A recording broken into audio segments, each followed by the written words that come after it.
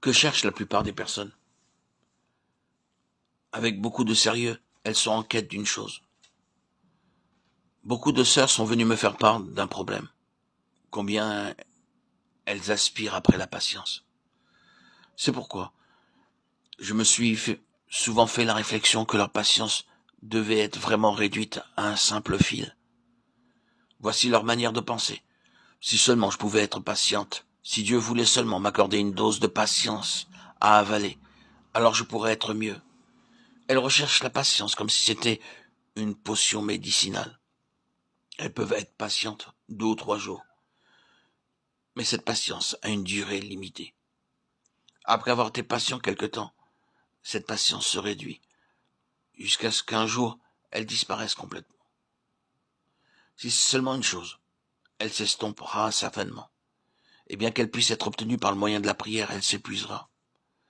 À cause des besoins temporaires de ses enfants, et afin de faire face à leur manque de sagesse.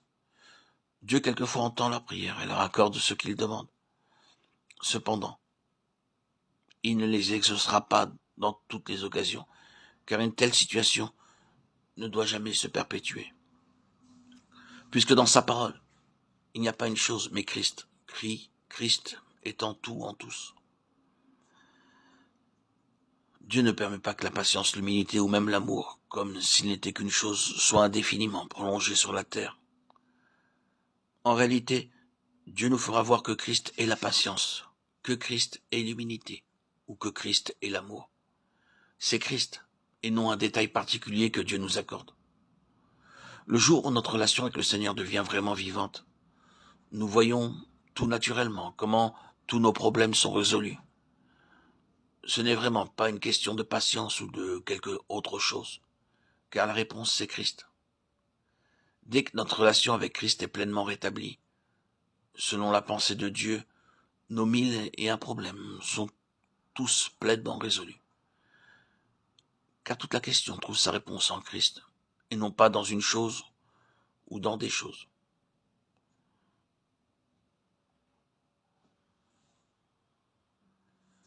Aux yeux de Dieu, tout est lié, et tout découle de la connaissance de Christ. Que signifie connaître Christ? Quelques-uns le connaissent comme leur amour, d'autres encore comme leur humilité. Les uns connaissent plus de choses que d'autres à l'égard de Christ. La mesure de notre connaissance de Christ, comme étant toute chose pour nous, est la mesure de la connaissance que nous avons de sa personne. C'est ce qui résulte d'une connaissance personnelle. Connaître Christ, ce n'est pas un terme abstrait s'appliquant seulement à une vérité objective. Connaître Christ est à la fois actif et réel. C'est saisir qu'il est toute chose pour nous. Il est nôtre dans cette chose-ci, et il est nôtre dans cette autre chose-là. Hélas, pour beaucoup de personnes, les grâces qu'elles reçoivent de Dieu ne sont rien d'autre que des choses. Certains, cependant, reçoivent la grâce comme une personne. Leur grâce est le Fils de Dieu. Patientez jusqu'au jour où vous pourrez dire à Dieu, je te remercie, je te loue, parce que la grâce que j'ai reçue, c'est Christ.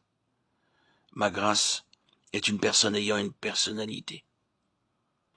Or, permettez-moi de vous dire qu'aussitôt que vous voyez une telle différence, vous pouvez immédiatement distinguer la vie de la mort. Beaucoup de frères peuvent seulement distinguer entre le bien et le mal. Ils ne peuvent différencier la vie et la mort. La raison en est simplement due au fait qu'ils ne voient pas que toutes choses sont en Christ. Il est à la fois la chose et les effets qu'elle produit.